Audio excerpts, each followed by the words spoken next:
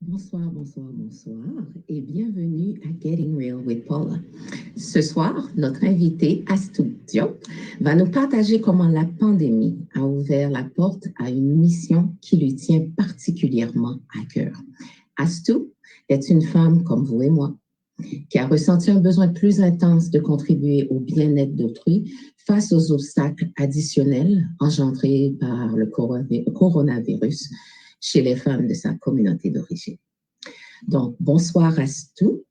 Et je commencerai par te demander de te présenter, de nous parler un peu de qui tu es, ce que tu fais et ce qui t'a amené à démarrer cette communauté virtuelle. Bonsoir Paula et bonsoir à tes abonnés. Merci de l'invitation. Je suis très honorée. Je m'appelle Astou Diop. Je suis une Canadienne d'origine sénégalaise. Je suis une résidente d'Ottawa, maman de 3 enfants. Professionnellement, je suis traductrice réviseur depuis plus d'une vingtaine d'années. Et c'est ça, je suis engagée dans une communauté, comme vous l'avez dit, une communauté virtuelle que j'ai. En fait, c'est pas moi qui l'ai initiée. En fait, on m'y a invité, on m'y a intégré. Donc, une communauté virtuelle qui s'est développée au début de la pandémie et qui regroupe principalement des femmes de ma communauté, de la communauté sénégalaise, du Sénégal et d'un peu partout dans la diaspora, y compris le Canada. Merci, merci, merci. J'aime entendre ce sentiment en tout cas, le sentiment que moi j'ai quand on parle des communautés virtuelles et des personnes qu'on touche, mais à travers le monde. Est-ce que tu pourrais nous parler de ce que cette communauté virtuelle fait et ce que vous, dans ce groupe-là, faites pour soutenir ces femmes? Bien sûr. En fait, c'est un groupe Facebook, en fait, un groupe privé qui existait déjà depuis, je pense, une année avant la pandémie et que je ne connaissais pas, en fait. Moi, je suis sur Facebook, mais je suis pas comme très active dans Facebook. Et puis je n'étais dans aucun groupe jusqu'à ce que une connaissance à moi m'en parle et puis m'y invite. D'ailleurs, au départ, j'étais un peu sceptique là. Quand elle m'a dit un groupe Facebook, je dis encore un autre groupe Facebook là. Je pense pas que ça m'intéresse. Elle m'a dit non, en tout cas, je t'invite, viens, regarde ce qu'on fait. Si ça t'intéresse, moi, j'aimerais bien que tu l'intègres parce que j'aime beaucoup les idées que tu développes et puis je pense que tu as beaucoup à apporter et puis j'aimerais bien que tu viennes nous rejoindre parce qu'en fait, elles étaient un groupe de 4 femmes qui avait initié ce groupe-là, qui au départ, en fait, était pour échanger, disons, des trucs et astuces de femmes, en fait. Okay. À l'origine, c'était ça l'objet du groupe. Et mon amie qui est enseignante ici dans l'élémentaire, dans la région Ottawa-Gatineau, a pensé à un moment, avec le début de la pandémie, à plus, en fait, orienter les échanges dans le groupe sur le côté du développement personnel. Parce que elle et ses autres panélistes avaient remarqué en fait qu'il y avait un besoin de soutien par rapport au rapport, disons, interpersonnel que les femmes qui transpiraient des discussions au-delà des astuces de séduction, et d'autres choses qu'elles se partageaient, qu'il y avait en fait quelque chose qui, elle, l'irritait, qui était une sorte disons, une violence systémique dans nos rapports sociaux, disons, qui transpirait souvent dans les échanges et surtout à l'endroit des enfants, parce qu'elle, comme j'ai dit, elle a une passion particulière pour l'épanouissement des enfants et tout ça. Puis elle est vraiment comme une militante de la parentalité positive. Donc, elle a pensé à commencer à faire des diffusions en live pour parler de ces de ces questions-là. Donc, au détour d'une conversation avec elle, elle m'a parlé de ce groupe-là et m'a invité à l'intégrer si ça me tentait. Puis elle m'y a invité. J'ai pas tout de suite, en fait, accepté l'invitation. J'ai voulu regarder, passer par, voir vraiment c'était quoi ce genre, ces échanges-là. Est-ce que ça répondait à mes propres intérêts, puis à ce à quoi je croyais avant de vraiment me lancer là-dedans. Puis finalement, je pense après un mois ou deux à suivre, je suis tombée une fois justement sur un live qu'elle faisait, puis j'ai dit de quoi elle parle aujourd'hui là. Puis j'ai écouté, puis j'étais comme waouh. Non, ça me parle vraiment. Et c'est vraiment ce genre de discussion-là qui m'intéresse. C'est ces genres d'échanges-là qui sont très, très profondes, en fait, qui viennent toucher aux mots de nos vies et de nos interactions. Et après l'avoir écouté ce jour-là, puis après avoir intervenu dans les commentaires, elle était très contente. Puis je l'ai appelée après avoir écouté son intervention, puis je lui ai dit, regarde là, si c'est ça vraiment que vous faites dans ce groupe-là, moi je suis partante et je suis prête à prendre le train en marche et à y apporter ma touche personnelle. Donc, je pense que c'était aux alentours du mois d'avril-mai 2020. Donc, je suis rentrée officiellement dans le panel qui avait déjà 4 femmes, donc deux sœurs qui sont vraiment passionnées de séduction puis de relations familiales et tout. Donc, une enseignante à l'élémentaire et une coach en estime de soi. Et moi, disons, qui n'est pas de compétences particulières, mais qui suis aussi très passionnée des questions de femmes, des questions d'enfants et de famille et qui, bien que je ne sois pas une spécialiste de la question, c'est des choses qui m'animent et que j'aime partager avec les gens qui m'entourent. Donc, c'est ce groupe de 5 femmes-là qui anime ce panel-là et on fait des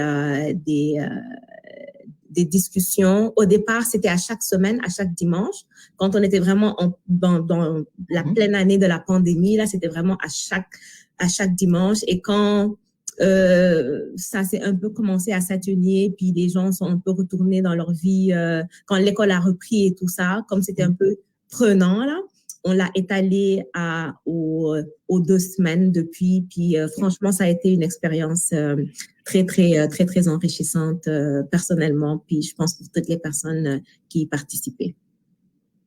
Je t'entends parler et comme tu vois, je souris énormément.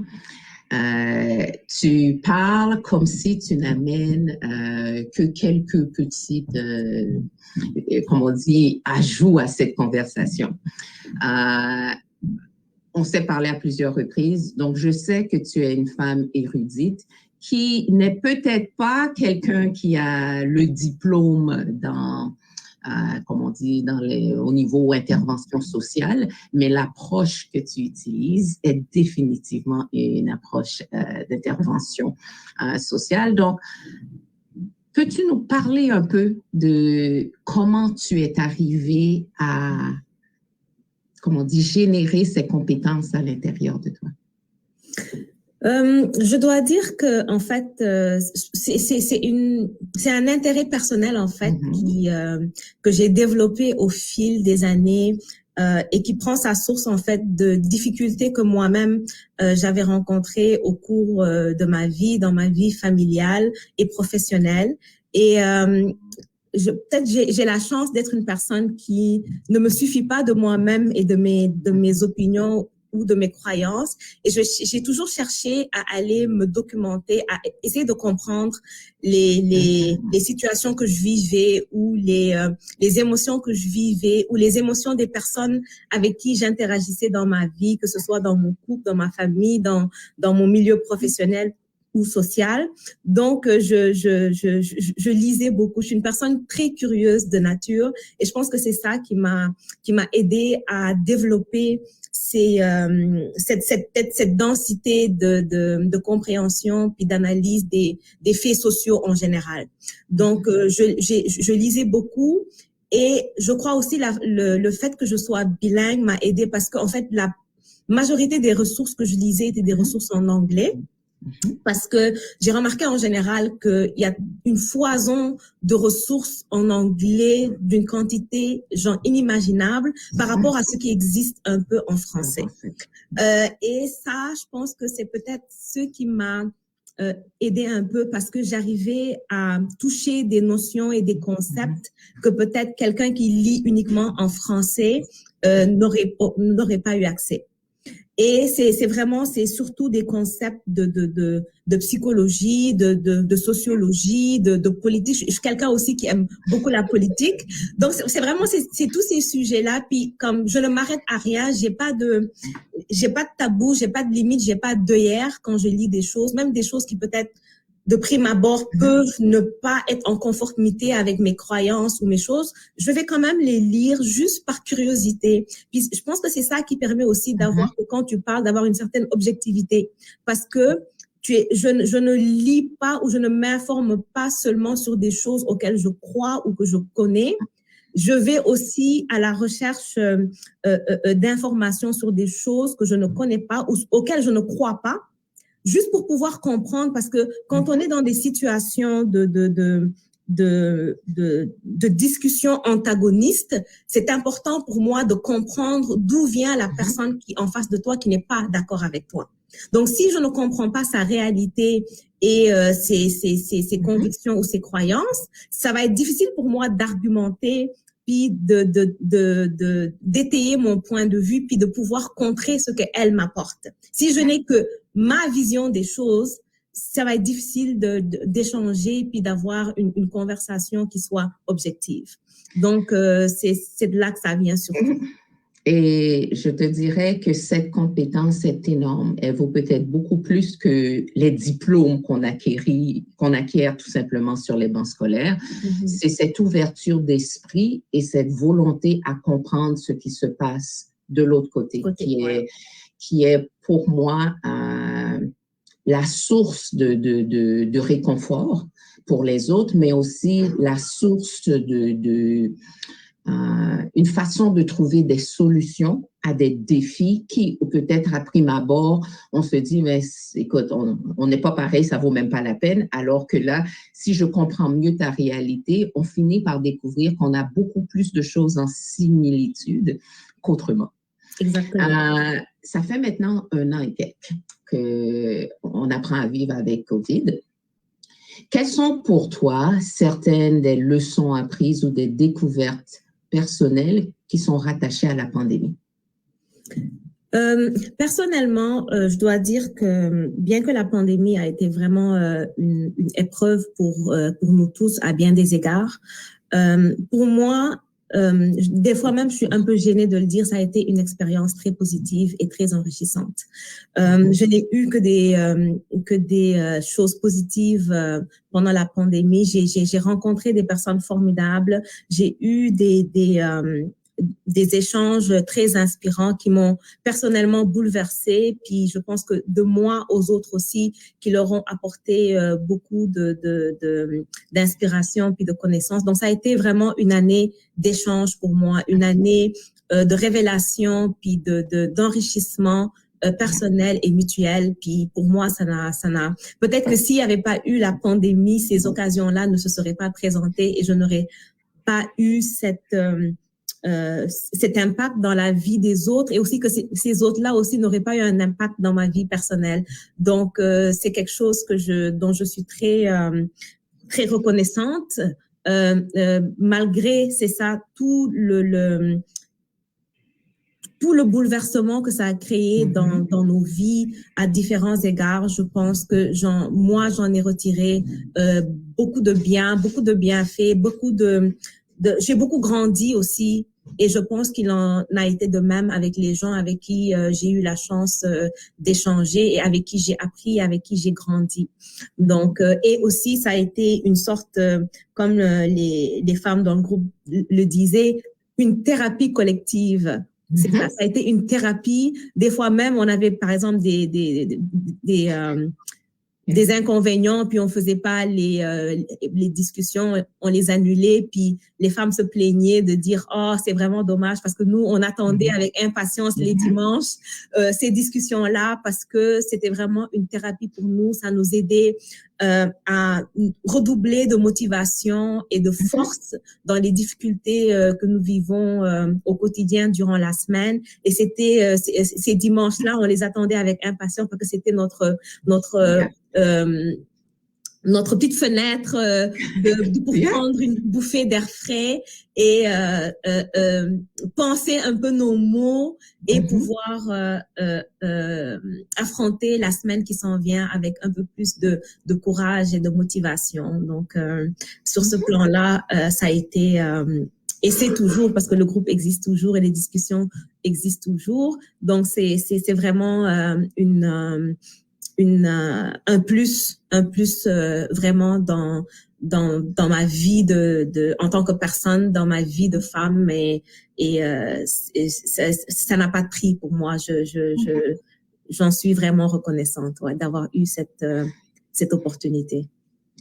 Je dois avouer que sans nier les défis qui sont associés à COVID, la réalité est que pour plusieurs d'entre nous, ça a ouvert la porte à des conversations beaucoup plus franches, des relations beaucoup plus profondes, où on apprend on enlève le superficiel et on va directement aux valeurs de base. Exactement. Et ça change complètement le type de relation qu'on a.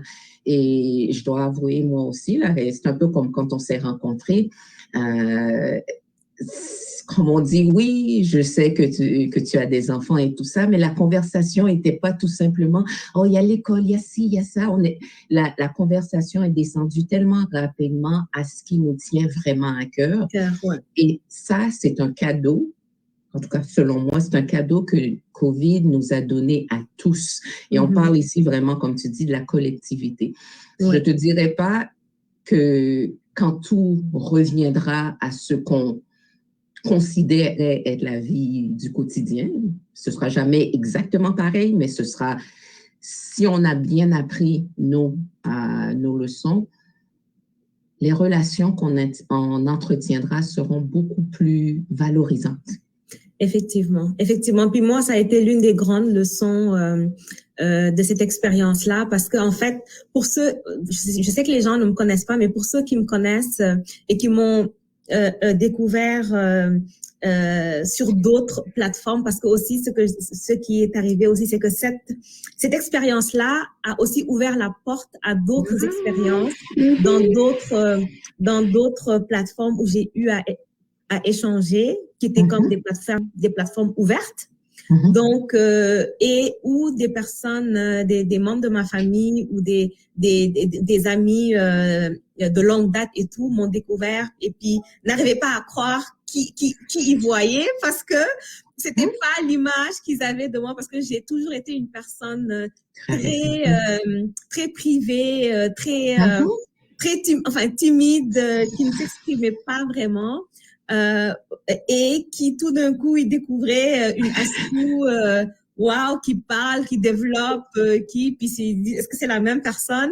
Parce que c'est ça. J'ai vraiment je suis devenue en fait une autre personne, ou peut-être la personne que j'étais vraiment, qui était peut-être cachée quelque part au fond de moi depuis mon enfance, et que des moments de ma vie, des événements de ma vie ont peut-être permis de dévoiler, d'éclore. Et je dois dire que cette version de moi qui existe aujourd'hui est vraiment la personne que je suis, parce que je me sens en confiance avec cette Astou-là. Je sens que je suis arrivée à un point où finalement j'ai trouvé ma voie.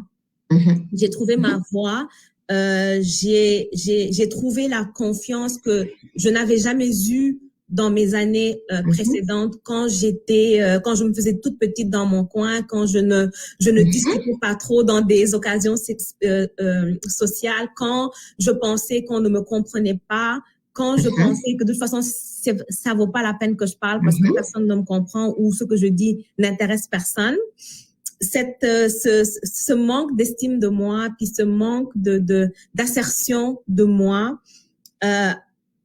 les événements de la vie, en fait, m'ont amené à dépasser ce cap-là et à vraiment me révéler telle que je suis et à m'accepter parce qu'avant de pouvoir se révéler, il faut d'abord s'accepter. Donc, ça a été le fruit d'un très long travail qui a été très pénible à bien des égards, mais que bon an, mal an, là, j'ai réussi étape par étape à traverser, à surmonter pour en arriver. Puis, bien sûr, je continue à grandir parce qu'on n'est jamais complètement réalisé. Tant qu'on est en vie, on est à des étapes successives et jusqu'au dernier souffle, on continue de grandir puis d'apprendre parce qu'on n'est jamais achevé.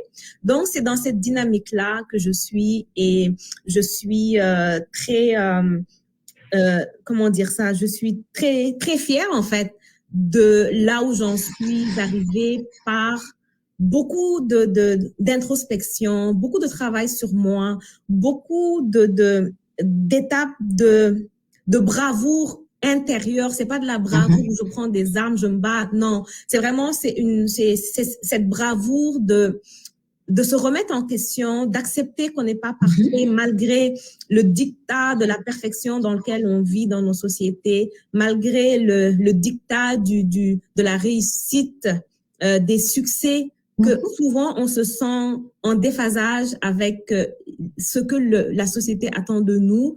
Et moi, personnellement, je l'ai vécu en essayant de me faire la plus petite possible, la moins visible possible, parce que je sentais que je n'étais pas je ne reflétais pas en fait ce que la société attendait de moi.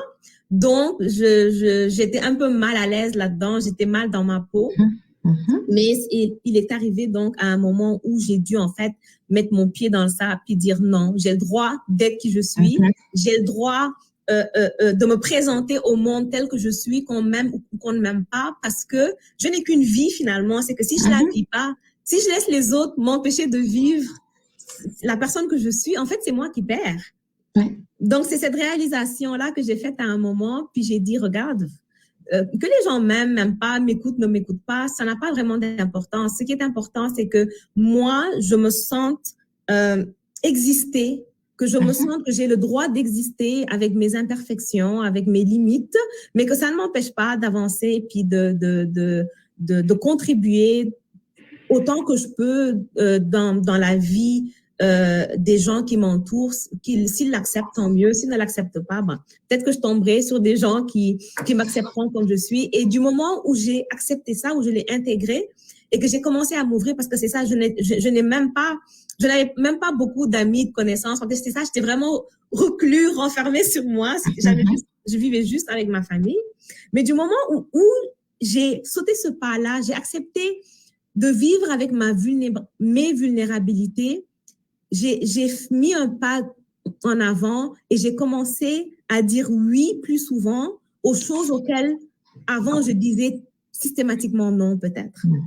Aux rencontres, à aller vers les gens. Et je dois dire que ça a été l'une des plus belles choses qui me soient arrivées, c'est-à-dire d'avoir dit oui à des rencontres, à des personnes, à des occasions qui m'ont ouvert vraiment. J'ai fait des rencontres exceptionnelles, de gens exceptionnels cette dernière année, et ces gens-là m'ont aidé à grandir, m'ont aidé à renforcer cette personnalité qui s'est révélée, sur laquelle j'ai travaillé au fil des dernières années.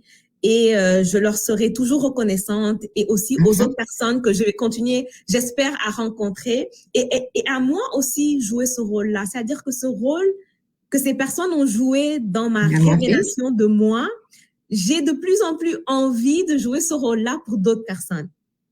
Je t'entends parler et dans ma tête, c'est tellement clair le cœur que tu as dans cette situation, mais aussi l'authenticité qui vient du chemin parcouru. Donc, ce n'est plus tout simplement une conversation de moi face à un miroir. C'est un peu comme si j'ai cassé tous ces miroirs, tous ces carcans qui m'empêchaient d'être qui je suis.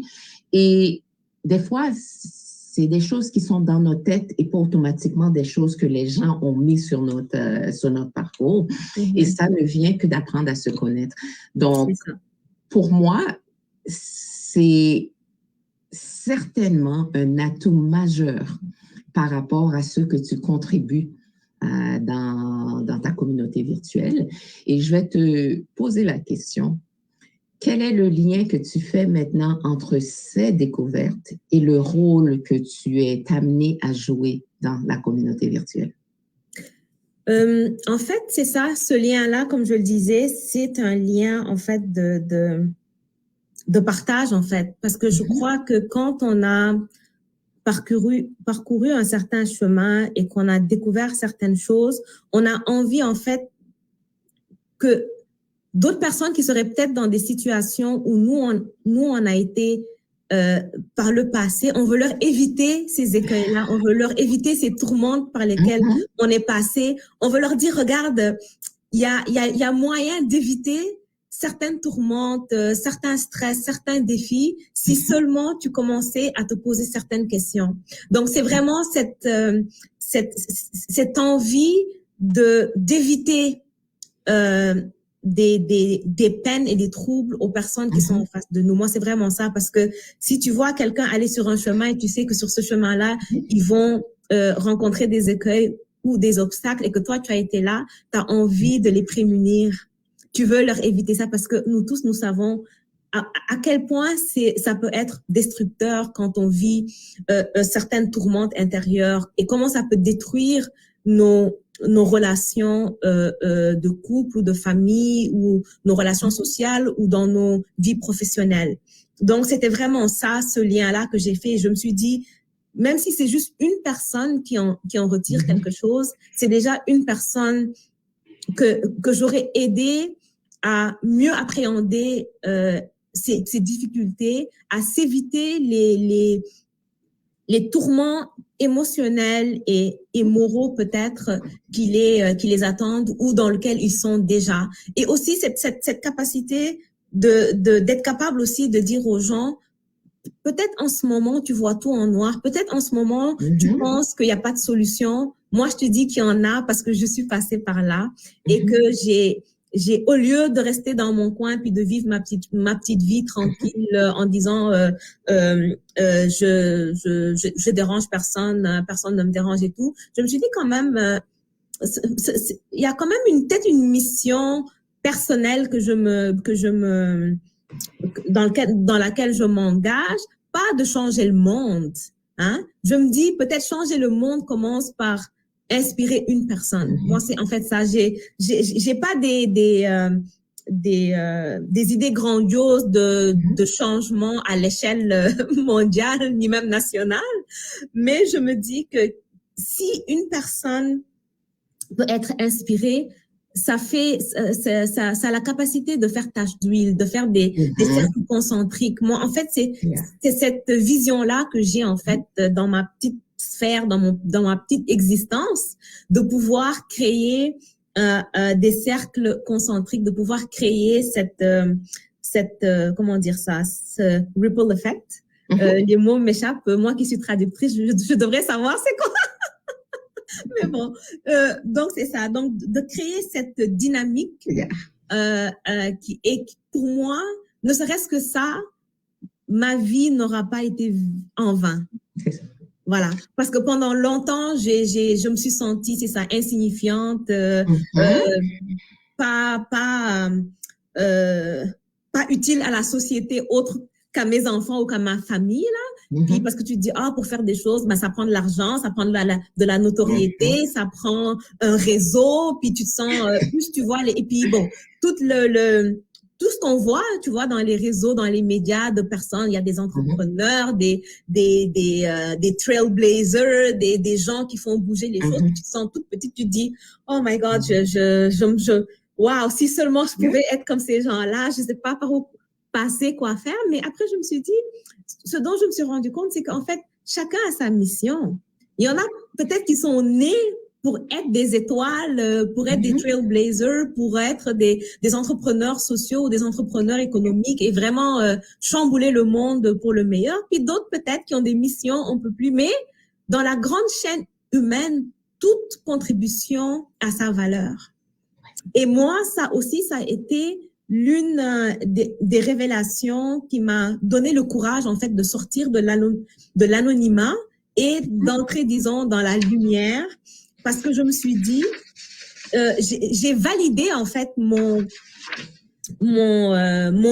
existence et ma mission, quelle qu'elle soit. Je me dis, au moins, au crépuscule de ma vie, j'aurais au moins la satisfaction d'avoir dit que j'ai au moins inspiré une personne à être une meilleure version d'elle-même. Ne serait-ce que ça, pour moi, ma vie aura valu la peine d'être vécue. Donc, pour l'instant, c'est là que j'en suis et je ne sais pas ce que la suite me réserve, la suite de mes expériences et de mon parcours, mais jusqu'ici, et c'est ça, tu parlais, c'est ça de lien, c'est cette inspiration en fait que je veux apporter à ce groupe de femmes là et leur transmettre cette force en fait, cette capacité de se dire regarde, peu importe nos limites et nos vulnérabilités, nous avons la force en nous, nous sommes capables et nous avons toutes tous les outils, en fait, si on se les partage, chacun de nous est capable d'être un acteur de mieux-être ou de progrès individuel et communautaire. Et après, bon, chacun va le vivre à sa façon, selon ses intérêts, selon ses compétences, selon ses passions. Donc, c'est vraiment ça, moi, le lien que je fais entre mon apport et cette communauté-là. Écoute, je t'entends parler. Excuse-moi. Tu as mentionné comme ça que toute contribution a sa valeur. J'adore cette phrase-là parce que ça remet des fois en question ces perspectives limitantes qu'on a ramassées quelque part et puis sur lesquelles on n'avance pas. Ce que j'entends aussi dans ta conversation, c'est que tu rappelles à ces individus, à ces femmes qui se sentent peut-être invisibles dans leur réalité, que tout individu a sa contribution à faire. Donc, là où je me voyais comme quelle différence ça va faire, là, du jour au lendemain, je vois une possibilité. Du jour au lendemain, je commence à voir l'impact et les petits changements que j'arrive à créer dans mon environnement, dans, comme on dit, ma communauté, dans ma famille. Et ça, ce que ça fait, ça me donne une raison d'être. Ça me donne une raison de me lever le lendemain matin. Ça me donne une motivation. Donc, quand ces femmes disaient un peu plus tôt, comme tu mentionnais, quand il y avait les difficultés de connexion, qu'elles avaient besoin de cette conversation, c'est ce sentiment où je fais une différence. Je suis importante et je peux créer moi aussi quelque chose de bien où je pourrais me dire, ben, mon parcours n'est pas en vain. Et aussi dans cette conversation, c'est de remarquer qu'au quotidien, on se bat contre des tabous intégrés, hein, que ce soit dans nos communautés, que ce soit dans comment on dit, la société plus large, mais c'est des petits cercles vicieux qu'on adopte ou qu'on intègre comme si c'est notre fardeau. Exactement. Pour finalement se rendre compte, après à parler à d'autres personnes, que c'est comme, non, ça ne m'appartient pas. Exactement. Tu peux pas porter cette charge-là et il y a peut-être une façon plus adéquate pour moi de faire mon chemin et de m'en sortir beaucoup mieux que ce que je pensais. Effectivement. Si je te posais la question, qu'est-ce qui a changé pour toi en ce qui a trait à ce que tu fais pour la communauté, à ce que tu fais, à ce que tu es devenu. Je t'entends parler et ce que j'entendais, c'est cette partie où je pensais pas que j'aurais pu. Mais en même temps, c'est la partie, est-ce qu'il y a encore plus que je peux faire? Qu'est-ce que tu nous dirais là-dessus? Oui, effectivement, c'est ça. Parce que, comme je t'ai dit, je ne me pensais pas capable au départ quand mon ami là m'a invité à intégrer ce groupe-là. C'est la première chose que je lui ai dit. J'ai dit, c'est comme, qui suis-je en fait pour pouvoir parler aux gens puis dire de quoi? Comme je suis insignifiante, là, comme je disais, j'ai aucune compétence, j'ai aucun titre, j'ai aucune pouvoir. Elle me dit non, non, non, vas-y. Puis vraiment, elle a dû me relancer plusieurs fois et tout. Puis finalement, quand je lui ai dit que j'ai intégré, elle était super contente. Puis je lui dis toujours, Rama, c'est son nom. Puis je lui dis, t'as été vraiment l'étoile qui a, en fait, tu as été le coup de pied, en fait, dont j'avais besoin pour dépasser ce frein-là que j'avais dans ma vie depuis fort longtemps. Parce que peut-être les étoiles se sont alignées, puis je t'ai rencontré, puis tu étais le coup de pied dont j'avais besoin. Puis elle rit tout le temps quand je dis ça. Puis c'est vrai, parce que des fois, par nous-mêmes, on n'est pas capable. Autant qu'on le veut, même si peut-être au fond de moi, peut-être je devrais demander l'élection là, mais un déclencheur extérieur fait le pas. Puis elle, c'est ça, je lui dis tout le temps, puis elle en rit. Tu as été le coup de pied qu'il me fallait pour. Et c'est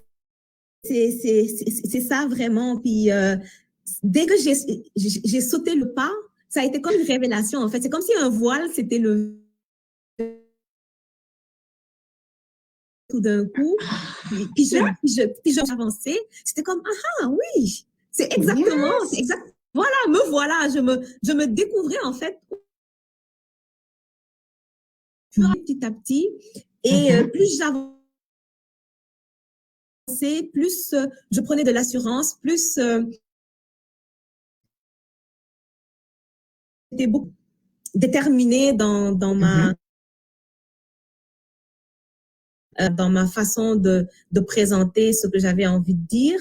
Donc, j'avais plus d'assurance, j'avais plus de clarté dans ce que je disais. Et ça m'amenait aussi plus de capacité-là que j'ai découvert au fur et à mesure donc de la parole, de la puissance de la parole. Parce que peut-être que tu ne le sais pas, Paula, parce que j'ai vécu le plus clair de ma vie avec un handicap aussi qui m'a beaucoup limité dans mon avancement personnel, dans beaucoup de domaines, qui est le bégaiement. J'ai grandi avec un assez lourd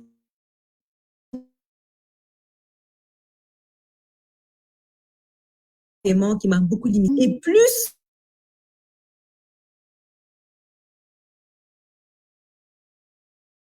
et Dieu sait que même, je le racontais aux filles, dans mon enfance, je suis allée voir des psychologues, des orthophonistes. Ma mère m'a amenée un peu partout là pour essayer de travailler sur ça. Je me suis rendu compte en fait que beaucoup du trouble que je colportais venait aussi de mon. En fait, c'était comme un cercle vicieux. Parce que j'avais un bégaiement, je manquais d'assurance, d'assurance, et parce que je manquais d'assurance, je bégayais plus quand j'essayais de parler. Donc, c'était un cercle vicieux, en fait, dans lequel je ne sortais jamais. Puis là, c'est ça, l'épiphanie, c'était que je me suis rendu compte que plus j'avais de l'assurance, moins je bégayais.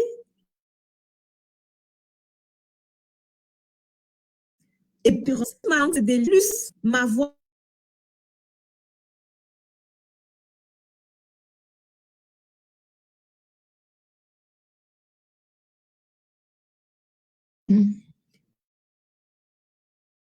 qui renforcent certains troubles que nous avons. Yeah.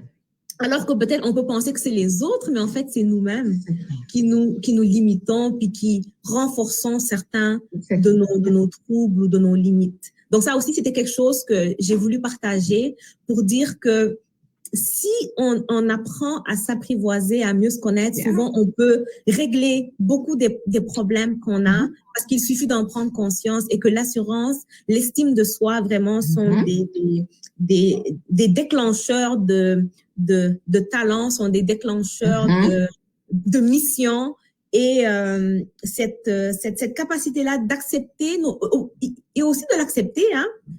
Accepter des fois nos vulnérabilités, parce que je le dis souvent aux femmes, c'est-à-dire qu'une fois que tu acceptes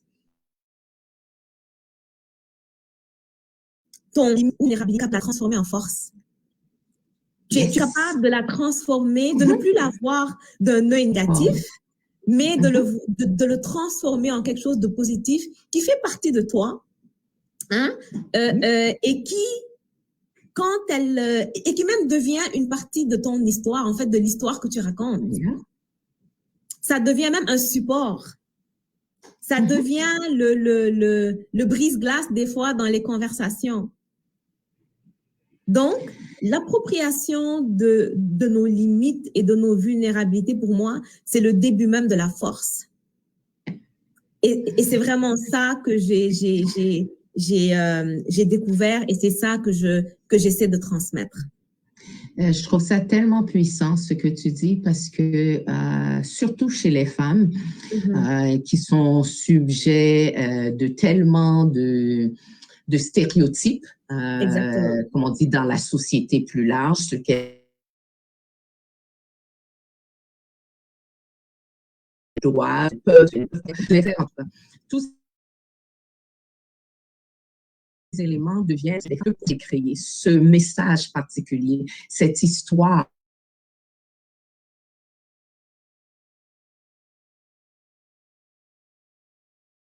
Quand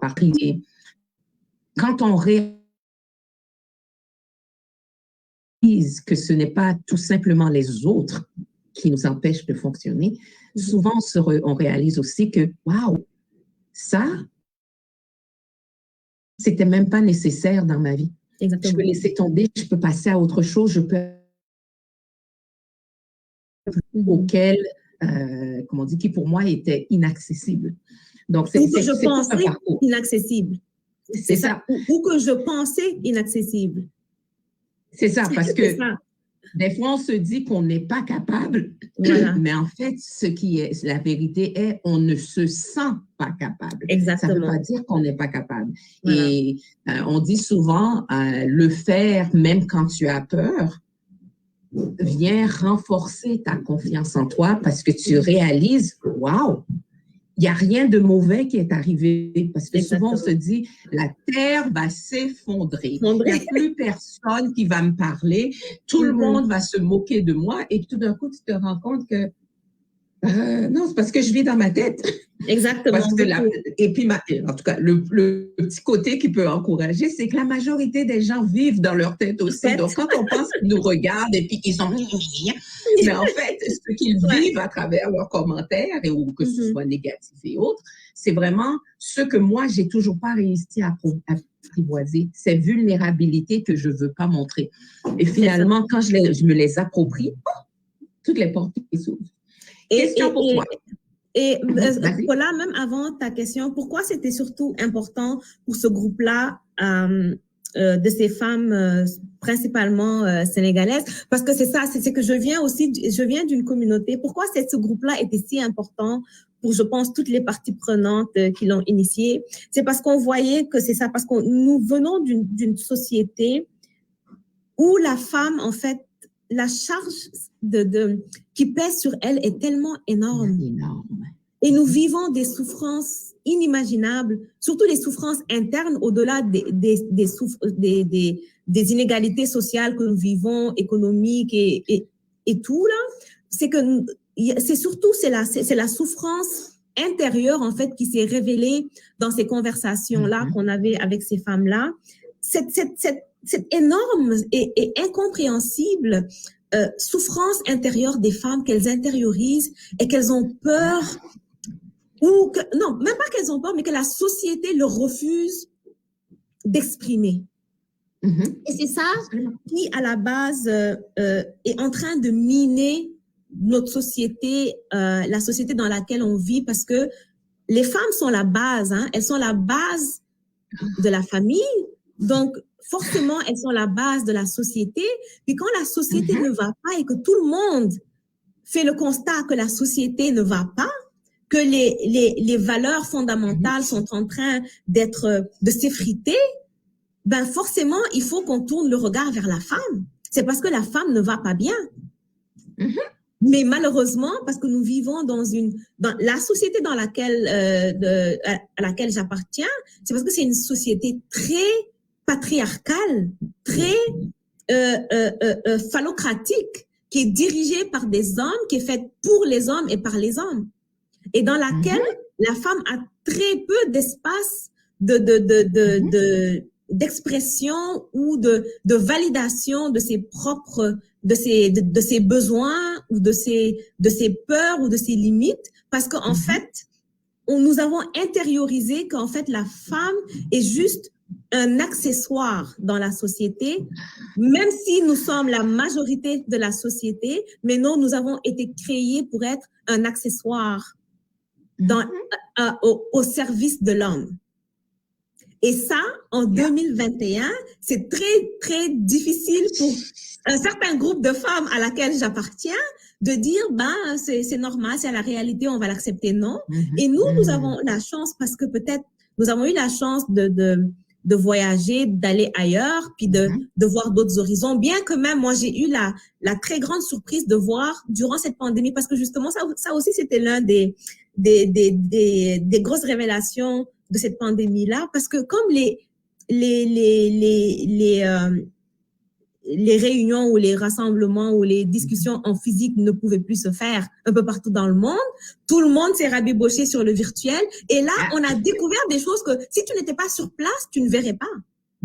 Mais parce que les gens ont dû pallier en allant dans le virtuel, moi, j'ai découvert toute une communauté de personnes, par exemple, au Sénégal, que je n'aurais jamais pu découvrir. Et c'est ça, j'ai découvert une dynamique, en fait, un groupe de femmes et même d'hommes, hein, qui étaient vraiment à l'avant-garde en termes de conception sociale, de vision du monde et de leur société et d'engagement. Et ça m'a vraiment aussi plus motivée, parce que je me suis dit, oh wow, il y a des gens qui sont sur place qui peut-être ne sont même jamais sortis du pays, mais qui ont pu développer un esprit d'avant-garde et qui étaient peut-être, malgré toutes les difficultés de la société en général, qui bien sûr toujours refuse le changement, se braque à chaque fois qu'il y a des velléités de vouloir grapigner, hein, certains privilèges que les hommes ont ou se sont arrogés et qui étaient la norme et le statu quo. C'est sûr que ça va se braquer, c'est sûr que ça va sortir ses griffes et ses dents, mais ça m'a encore plus déterminée, donné du courage. J'ai dit, il y a même des gens sur place qui pensent comme moi, ce qu'avant, je pensais même pas. Je me disais que c'est une poignée de personnes, mais il y a quand même une vague, une lame de fond qui est en train de naître. Et ça, c'est très, très encourageant. Et j'ai eu l'occasion justement de créer des connexions avec certaines de ces personnes qui sont peut-être dans la petite enfance. Parce que moi, j'ai cette conviction que si on veut changer les choses, c'est dans les enfants qu'il faut investir, dans la prochaine génération. Et c'est ça, j'ai eu des grâces justement à mon ami là, des collaborations avec des personnes sur place qui sont dans la petite enfance, qui veulent amener une nouveauté, un sang frais, un sang neuf, une autre vision des choses qui soient pas basées sur les stéréotypes habituels. Et c'est vraiment encourageant, puis ça donne... Puis je me suis dit, regarde, finalement, j'ai trouvé quelque chose, parce que ce que je dis souvent, pourquoi peut-être les gens qui me connaissent ici ne me voient pas beaucoup engagée dans la communauté et tout, parce que je suis d'avis que peut-être cette communauté-là, elle est tellement organisée ici au Canada, il y a tellement de ressources, il y a tellement de... Alors que là-bas, il y a encore tellement plus de faire que, en fait, mon sentiment de partage, en fait, mon affinité va plus pour eux que pour ici, parce que je me dis, ici, le travail, il y en a qui le font déjà tellement bien. Donc, je me sentais beaucoup plus appelée, en fait, vers là-bas, en fait, à ce lien-là que j'ai avec mon pays d'origine, ma terre d'origine, mes racines, puis mes liens culturels. Et je me sens beaucoup plus appelée à partager là-bas parce que justement, il y a un gros manque. Puis grâce, franchement, à la magie des réseaux sociaux puis de l'Internet, on est capable, bien qu'en étant ici, de pouvoir partager avec eux là-bas, puis de pouvoir leur partager ce que nous, notre parcours, ce que nous avons vu, ce que nous avons entendu, ce que nous avons vécu, puis leur dire, ben, même si vous n'y avez pas accès physiquement, ces choses-là, on peut vous les apporter en termes, c'est ça, de ressources, d'outils qu'on peut partager avec vous, et ça va vous permettre justement de voir d'autres options, en fait, de pas sentir que tout est fermé, que les horizons sont fermés, que vous n'avez pas accès à ci ou ça, ou que peut-être vous êtes en minorité. Non, il y a une communauté beaucoup plus large, beaucoup plus forte, justement, de par l'étendue du monde, mais qui est rapprochée par la magie des réseaux. Et cette communauté-là, elle est là pour se donner de la force mutuelle pour aller de l'avant. Puis moi, c'était vraiment ça qui m'a motivée à sortir de mon petit coin, de mon petit confort douillet, là. Puis en me disant, non, ça sert à rien. Puis de dire, non, je vais prendre sur moi et je vais dépasser le cap de comment dire ça, de ma timidité, là, puis d'aller vers l'autre, puis de laisser la porte ouverte à de nouvelles découvertes, à de nouveaux échanges et même à des conflits, parce que c'est dans les conflits des fois que d'autres choses se révèlent, c'est dans les antagonismes que l'on se renforce aussi, parce que c'est comme ça que chacun de nous grandit par la force des idées et pas forcément par la force physique ou la force des mots qui blessent ou des choses comme ça. Je pense que quand les idées sont claires, quand les idées sont authentiques, quand le sentiment de partage est vrai, ça porte en fait les mots, et quand la personne en face de toi entend tes mots, je pense que ça l'atteint directement au bon endroit, et que tu n'as pas besoin de forcer, tu n'as pas besoin d'insulter ou d'utiliser des mots malveillants ou d'avoir une certaine attitude négative pour faire passer ton message. Donc c'est vraiment ça, comme tu dis, c'est très profond, c'est très mais c'est là pour moi, je pense que se trouve la clé de tout changement, c'est dans la profondeur. Il faut pas qu'on ait peur d'aller dans la profondeur des abysses qui des fois sont troubles, et c'est d'où l'importance justement de ce travail intérieur personnel à faire souvent avant et avant d'aller vers l'autre, parce que si on n'a pas décanté cette boue-là intérieure qu'on a, ces tares-là intérieures qu'on a, nos interactions avec les autres risquent d'être d'être moins fructueuses, justement. Donc, ce travail personnel, cette introspection, cette descente dans les bas-fonds de nous-mêmes pour aller confronter nos propres démons. Non, mais c'est vrai, ça fait très peur. Ça fait très peur, mais une fois qu'on l'a fait, on est soulagé. On se dit, mais pourquoi je l'ai pas fait plus tôt? Pourquoi je l'ai pas fait plus tôt? J'aurais gagné quelques années de ma vie. J'aurais gagné quelques années de réalisation personnelle. Mais bon, je me dis, chaque chose arrive à point. Et puis bon, chacun a son parcours et son horloge personnelle. Donc, ça sert à rien non plus de se comparer aux autres, parce que nous sommes chacun différents. Puis nos horloges sont pas réglées à la même heure. Même si c'est à la même fréquence, chacun aussi doit accepter pour soi-même et pour les autres que nous sommes à des temps différents. Et que des fois, quand tu es en face de certaines personnes, ils ne sont pas en mesure d'intégrer ce que tu dis, même de l'accepter, parce qu'ils ne sont pas encore peut-être à cette fréquence-là. Donc, ça prend toute cette prise de conscience. Donc, ça fait qu'en fait, tu n'as pas des relations à couteau tiré avec les gens. Moi, là, j'en suis arrivée à un point où je ne polémique même plus avec les gens parce que si tu sais que la personne n'est pas sur la même fréquence que toi, c'est même pas la peine de perdre ton énergie à essayer de la convaincre, en fait. Mais si tu n'as pas pris conscience de ça, tu es toujours dans des polémiques.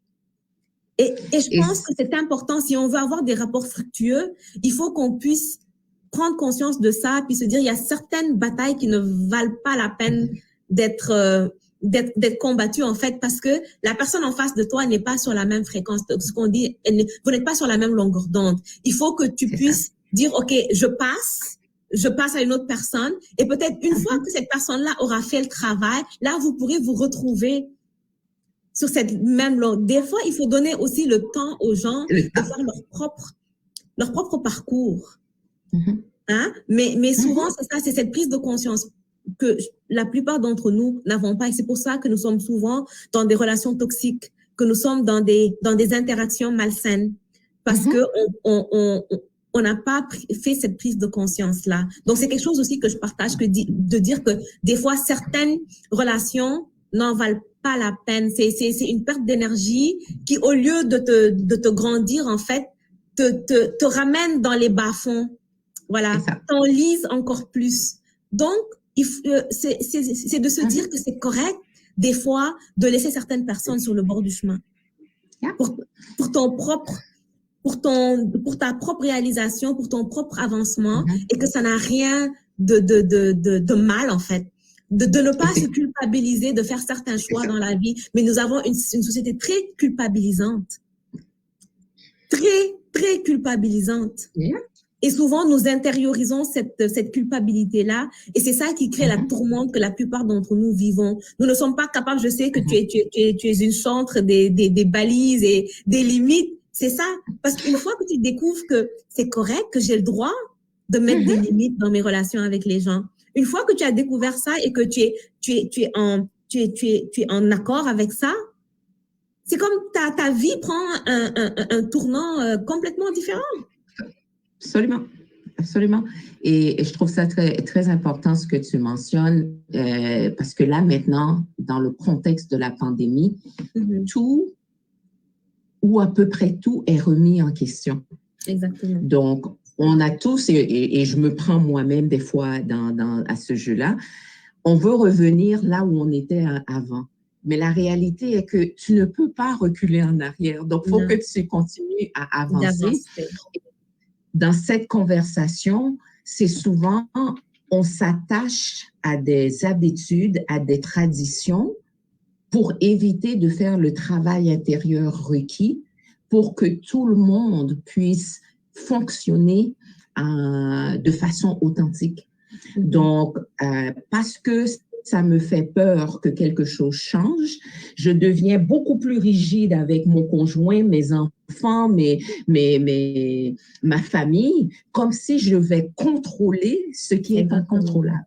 Exactement. Et c'est cet élément-là, tant que je ne m'en rends pas compte maintenant, moi-même, parce qu'on a beau le leur dire, c'est une découverte vraiment personnelle. Personnelle, ouais. Des fois, c'est cette partie où tu dois aller faire tes devoirs de ton côté. Puis quand tu auras fait ce que tu as à faire, on pourra recommencer à se parler. Mais c'est très important pour la majorité d'entre nous de réaliser autant c'est difficile pour nous de changer, c'est aussi difficile pour l'autre de changer. Et ça ne se fera jamais à mon rythme à moi. Non. Ça se fera au rythme de l'individu.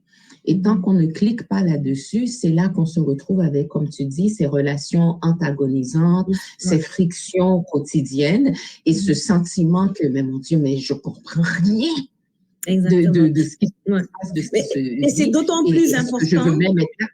C'est ça, et c'est d'autant plus important justement pour nos communautés à nous, principalement les communautés africaines et la communauté sénégalaise à laquelle j'appartiens, parce que nous n'avons pas, notre société ne nous a pas, nos valeurs sont des valeurs communautaires, collectives. Nous n'avons pas ce concept de l'individu. En fait, dans notre conception de la vie, l'individu en tant que tel n'existe pas. L'individu est un maillon de la collectivité et doit se mouvoir à la même fréquence et au même rythme que la collectivité. Donc, dans cette dynamique-là, c'est très difficile pour une personne de dire, oh, moi, je veux prendre du recul, je veux faire une introspection parce qu'on te le permet pas. C'est ça, en fait.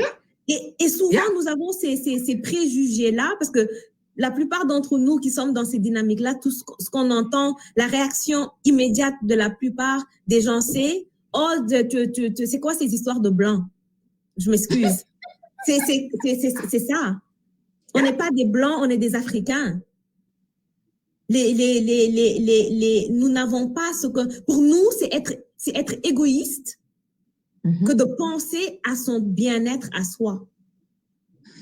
Et c'est ça la grande difficulté. Énorme, énorme. Et ce sont ces tabous-là que beaucoup de femmes et d'hommes, heureusement aussi, ils en ont pris conscience et c'est ça qu'ils essaient de mettre de l'avant, d'ouvrir les yeux des gens pour dire non, penser à son bien-être, au contraire, c'est pour le bien-être de la collectivité. Parce que si moi, je ne suis pas bien, mon couple ne sera pas bien, ma famille ne sera pas bien, mon quartier ne sera pas bien, ma communauté ne sera pas bien, mon pays ne sera pas bien. Ma contribution ne sera pas bonne. Elle ne sera pas bonne et nous serons tous affectés. Et c'est vraiment ce message-là que petit à petit, qui est en train, et je pense que la pandémie aussi a été un déclic pour beaucoup de personnes qui peut-être ne voulaient pas aller dans ce sens-là, mais parce qu'on a dû se resserrer vers l'essentiel, parce qu'on n'était plus en mesure de faire ces choses superficielles-là qui faisaient notre vie, la vie consumériste, les activités sociales, toutes ces choses-là que d'un coup qu'on ne pouvait plus faire et qu'on était tout d'un coup ramenés à nous-mêmes. Il y a des gens qui ne passaient même pas de temps avec leur famille, mais à cause du confinement ou à divers degrés selon le pays, se retrouver tout d'un coup en face d'eux-mêmes, en face de leur femme ou de leur mari ou de leurs enfants, avec qui ils ne passaient presque pas de temps.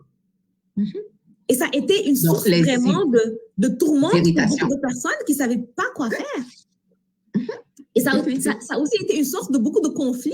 Parce que les gens, tant qu'ils pouvaient avoir des échappatoires, hein, que ce soit le travail, les activités sociales, whatever, on faisait semblant, hein, on pouvait supporter ce mal-être-là, on pouvait faire semblant.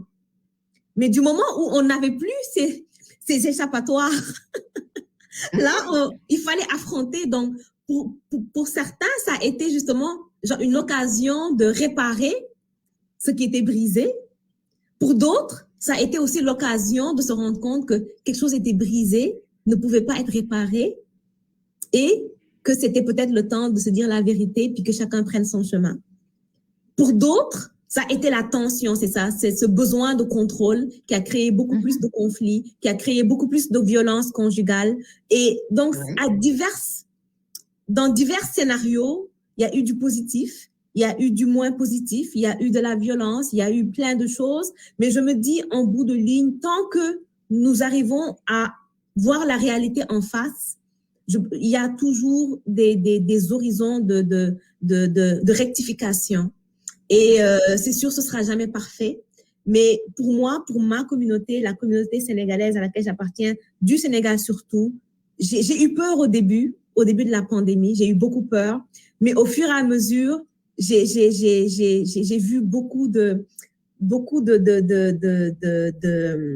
satisfaction de voir qu'il y avait beaucoup de résilience, de voir que les gens, il y en avait qui avaient compris.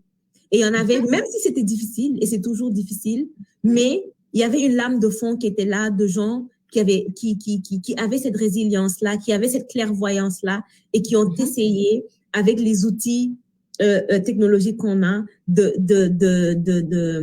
de répandre ce message-là. Et ça a eu vraiment un écho très positif, chacun dans les sphères dans lesquelles elles étaient engagées, à transmettre ce message-là. Et ça a aussi été l'occasion de remettre sur la table beaucoup de ces faits de société-là. La violence faite aux femmes, la violence sur les enfants, les rapports hommes-femmes, la charge mentale des femmes. C'est-à-dire que tout ça a été vraiment il y a eu une foison de discussions. Puis pour moi, pour toute société, c'est ça qui permet à la société d'évoluer puis de grandir. Et ça a été vraiment quelque chose de très positif, quelque chose de très valorisant, puis qui m'a rendue très fière, c'est ça, de ma communauté, de voir que nous avons en fait plus de résilience qu'on pensait et que il y a de quoi avoir, même si des fois c'est très déconcertant, très décourageant quand certains faits arrivent, des faits divers qu'on entend, puis qu'on pense qu'on est en train de reculer puis de retourner dans l'obscurantisme et tout, mais en même temps quand tu vois ces différents groupes qui anime le débat public, ça donne espoir, ça donne beaucoup d'espoir que bien que c'est très lent, bien que ça a l'air des fois, on a l'impression que qu'on va jamais y arriver, mais une société quand même, ce sont des étapes, ce sont des petits pas, mais c'est des petits pas qui portent beaucoup de fruits prometteurs et moi j'ai confiance que on est sur la bonne voie et qu'il faut juste rendre ces voix-là en fait plus audibles. C'est pour ça que maintenant je n'ai plus peur en fait de me mettre de l'avant, d'aller sur des plateformes publiques parce que le groupe auquel je participe à l'origine c'est un groupe fermé donc contrôlé.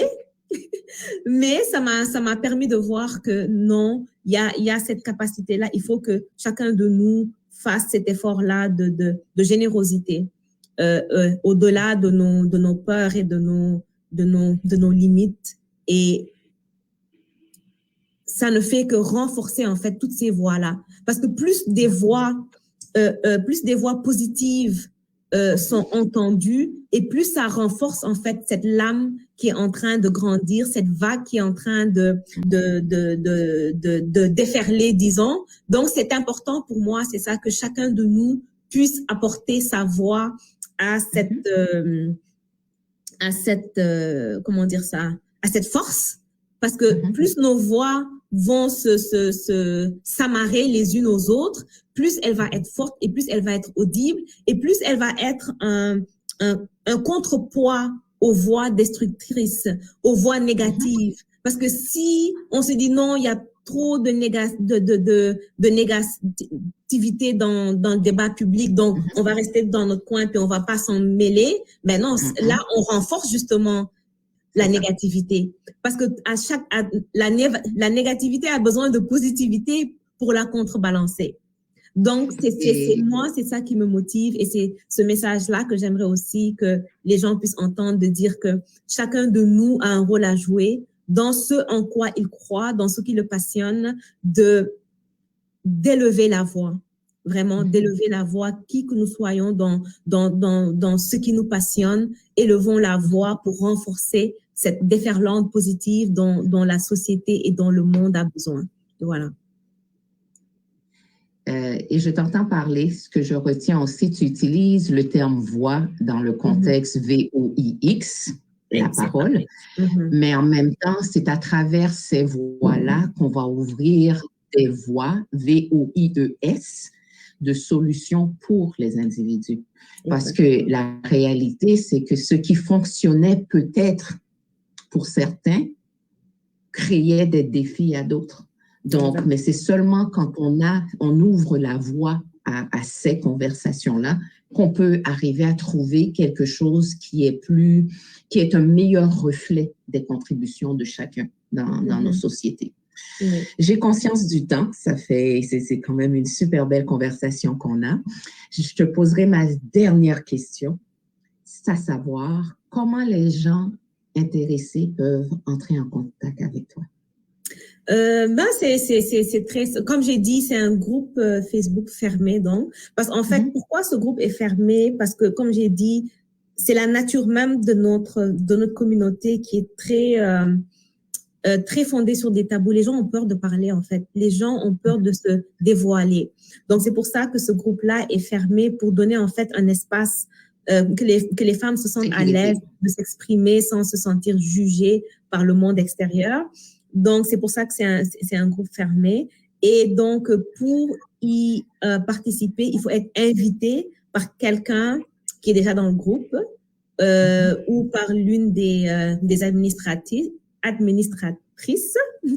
Donc, si quelqu'un vraiment de la communauté, puis vraiment c'est ouvert principalement, c'est ça, à la communauté africaine, principalement sénégalaise, parce que ce que je n'ai pas mentionné, c'est que la plupart, les discussions se passent en langue, dans notre langue nationale, justement dans un souci de pénétration pour que le plus de monde puisse avoir accès à ces partages qu'on fait, parce que tout le monde n'est pas francisé. Donc, nous parlons surtout dans la langue nationale du Sénégal pour une plus grande pénétration de ce dont nous parlons. Donc, s'il y a des Sénégalaises ici qui sont intéressées, elles peuvent passer par toi, puis tu pourras les mettre en contact avec moi et pour que je puisse les intégrer dans le groupe. Et puis, bon, certainement, peut-être, je sais pas comment ce groupe-là va évoluer. Peut-être nous sommes en train de voir quand même comment le rendre public, l'ouvrir à d'autres communautés. Mais dans ce cas-là, c'est ça, il faudrait qu'on s'oriente plus vers le français pour que d'autres puissent en profiter. Mais pour l'instant, c'est vraiment strictement pour la communauté sénégalaise et dans la langue nationale. Mais je suis sûre qu'il peut y avoir des possibilités à l'avenir de créer un groupe public en français auquel peut-être d'autres communautés à laquelle d'autres communautés pourront participer et élargir vraiment cette sororité, disons, cette sororité pour que nous soyons plus fortes et plus enrichies et engagées à changer les choses une personne à la fois. Voilà. Je te remercie. Ce que j'entends, et en tout cas, si ça peut aider à votre réflexion, je pense qu'il y a un besoin d'avoir ces conversations dans nos langues d'origine. Donc, parce que c'est vraiment une question d'aller, comme tu dis, chercher les gens là où ils sont et non pas simplement les gens qui ont l'éducation pour pouvoir accéder à d'autres choses. Donc, dans un souci de pénétration, moi, c'est mon opinion, je ne changerai pas le groupe.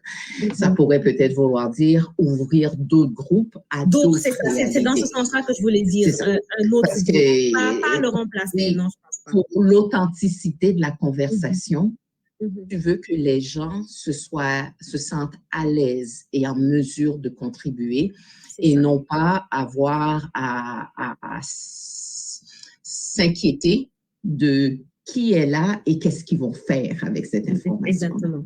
Donc, pour moi, et en tout cas, c'est tellement clair dans ma tête, mais c'est peut-être parce que, comme on dit, je fais de la gestion du changement, je travaille avec tous ces tabous, toutes ces conversations, toutes ces choses, tous ces non-dits qui créent un environnement qui empêche à la lumière de traverser. Là. Donc, c'est ce sur quoi on travaille. Sur ce, un super grand merci, Astou, pour cette conversation. Merci à toi, Paula. Moi, je te remercie. C'est moi qui te remercie. Ça a été un réel plaisir, un réel honneur. Et puis, je suis contente d'avoir pu passer ce temps avec toi pour échanger. Et si tu me permets, juste une dernière chose que je voulais mentionner, que je pense que c'est important. Parce que l'avantage de ce groupe-là aussi, je pense, c'est aussi d'être un pont. Parce que moi, je le vois souvent, dans nos communautés, on se plaint que les gens ne vont pas souvent chercher de l'aide, ne vont pas vers les ressources qui existent pour quand ils ont besoin d'aide, parce que justement, à cause de ces tabous-là que nous avons, à cause de cette stigmatisation souvent qu'il y a dans nos communautés, que quand tu vas chercher de l'aide, c'est parce que tu as un problème. Et les gens, ce culte de la perfection que nous voulons toujours montrer qu'on n'a pas de problème, qu'on est bien. Donc, l'intérêt pour moi dans ce groupe-là, c'est de pouvoir démystifier ces choses-là, surtout en matière de santé mentale, parce que c'est un problème de santé publique en ce moment un peu partout dans le monde. C'est donc de démystifier dans des termes simples, pas techniques, pas scientifiques ni rien, toutes ces choses-là, parce que c'est ça le développement. On parle d'estime de soi, de problèmes de comportement. Donc, ça permet de démystifier ces concepts-là, ce qui fait que je pense que ces personnes-là, après, seront plus facilement convaincus de la validité ou de l'importance d'aller consulter un conseiller, un psychothérapeute, un psychologue. Et je pense que souvent dans les services qui existent pour ça, ça peut être l'un des freins pourquoi dans nos communautés, il n'y a pas une grande fréquentation de ces services-là.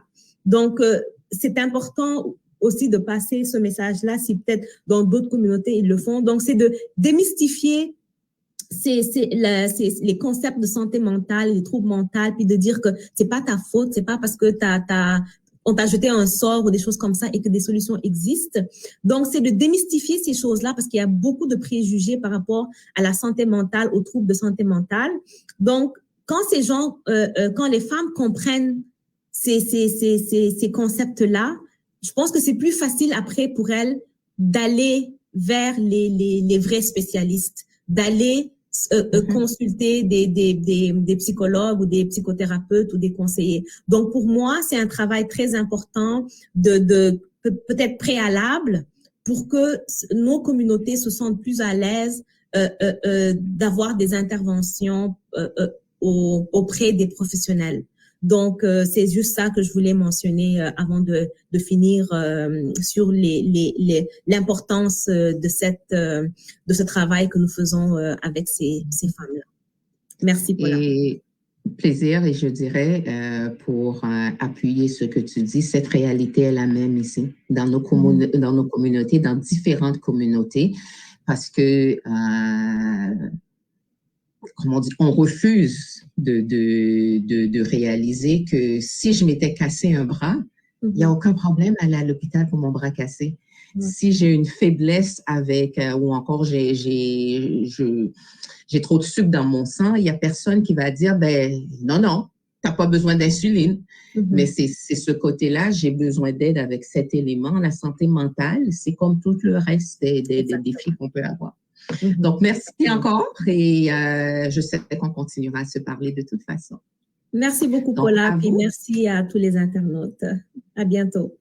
À la prochaine.